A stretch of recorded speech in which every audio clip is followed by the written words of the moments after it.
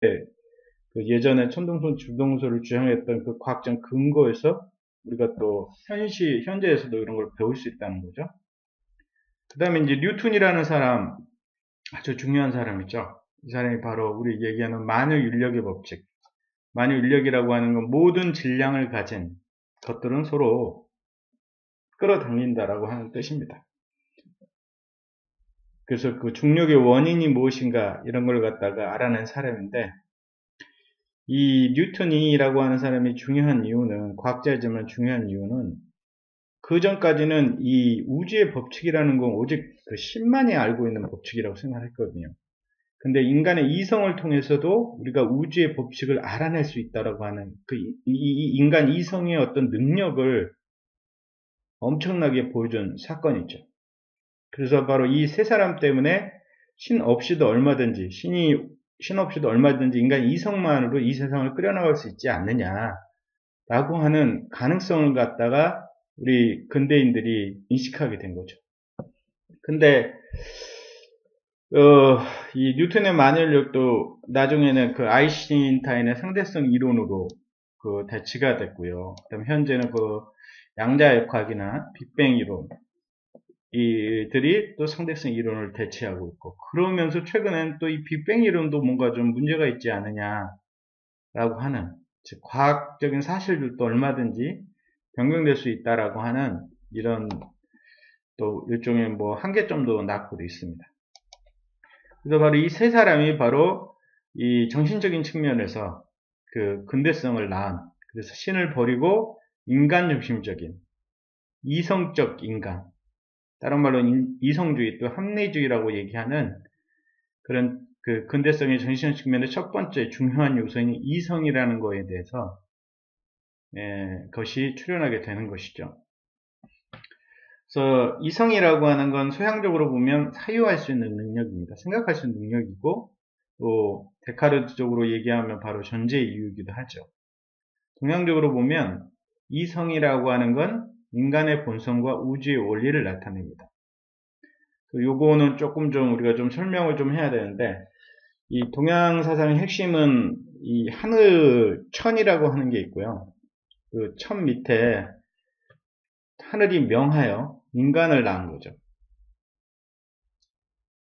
그래서 요거는 잠깐만요.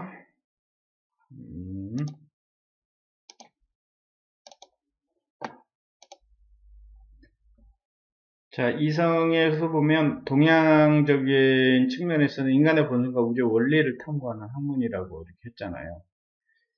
그런데 이거 말을 이해하려면 동양의 어떤 전천적인 그 세계관을 좀 이해할 필요가 있거든요. 그래서 여기 보시면 동양의 세계관을 보면 일단 하늘이 있습니다. 하늘이 있어서, 그 다음에 하늘이 명하여, 천명, 명하여 인간을 낳습니다. 그 다음에 자연도 있고요. 하늘이 명하였다고 해서 천명사상이라고 하죠. 그 다음에 하늘은 하늘 나름대로의 길이 있습니다. 그걸 리라고 부릅니다. 리. 다른 말로 천리라고도 하죠. 요게 바로 뭐냐면 리라고 하는 거는 우주의 원리를 의미합니다. 사람은 사람 나름대로 또 하늘의 이치가 있듯이 사람도 나름 성품이 있는데 그걸 이성이라고 합니다. 이성. 그러니까 성이라고 합니다. 성품 성에. 그래서 바로 이성이라는 말이 여기서 나온 말이죠. 하늘의 원리와 인간의 본성에 대한 연구하는 학문. 그 다음에 또 이 유학, 공자님 계열의 유학도 우리가 성리학이라고 부르는 성리학, 즉 인간의 본성과 우주의 이치에 대한 탐구하는 학문이라고도 하죠. 그 다음에 하늘은 하늘 나름대로의 길이 있습니다. 그걸 천도라고 부르고 또는 천명이라고도 부르고요. 사람은 또 사람 나름대로의 길이 있습니다. 그걸 인도, 사람의 길. 그 다음에 땅도 땅 나름대로의 길이 있습니다. 그걸 지도라고 부르죠. 하늘의 길. 그래서 동양사상의 중요한 측면 하나가 하늘이 아무리 사람이 빌어도 하늘은 하늘에 가는 길이 있고 땅은 땅에 가는 길이 있다는 거죠.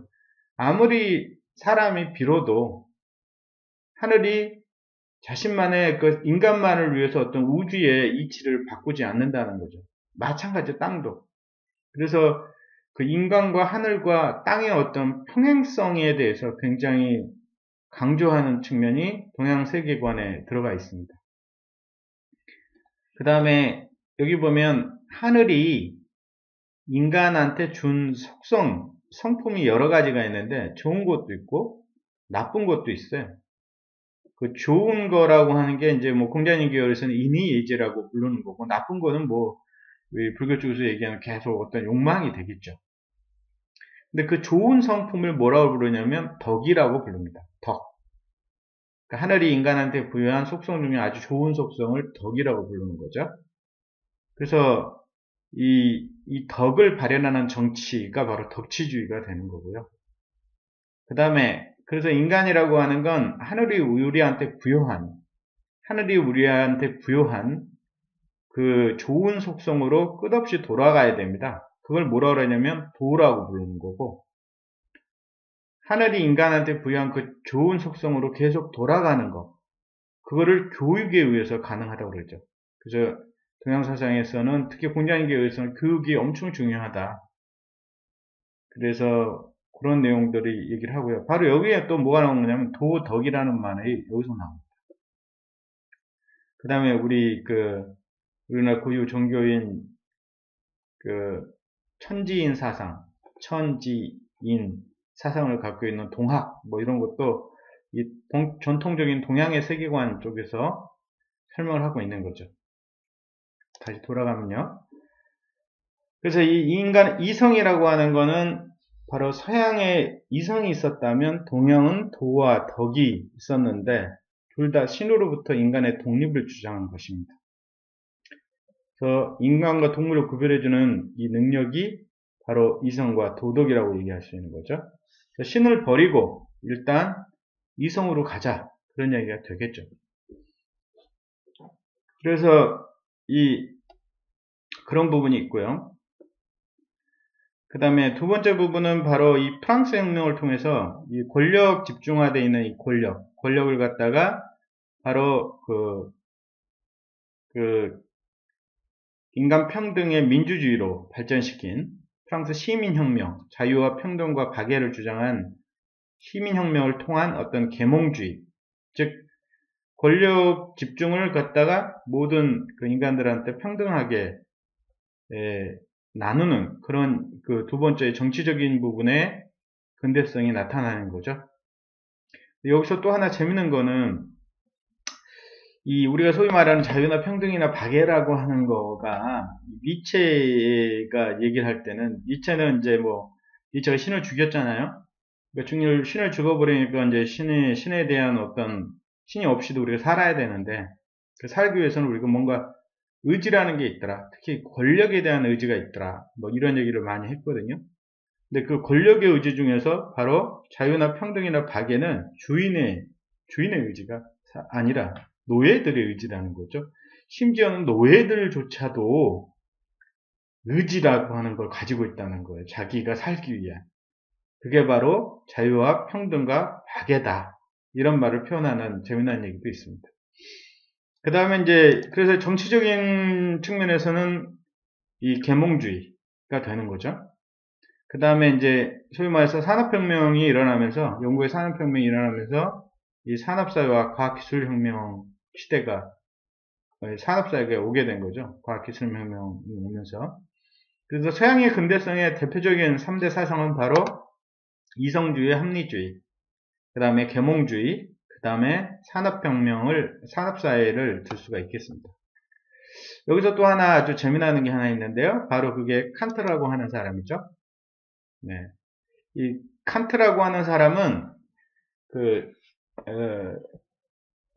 대륙의 그 합리론과 영국의 경험론을 짬뽕해서 소위 말하는 그 서양의 철학이 추구하는 목표를 요약을 하는 그런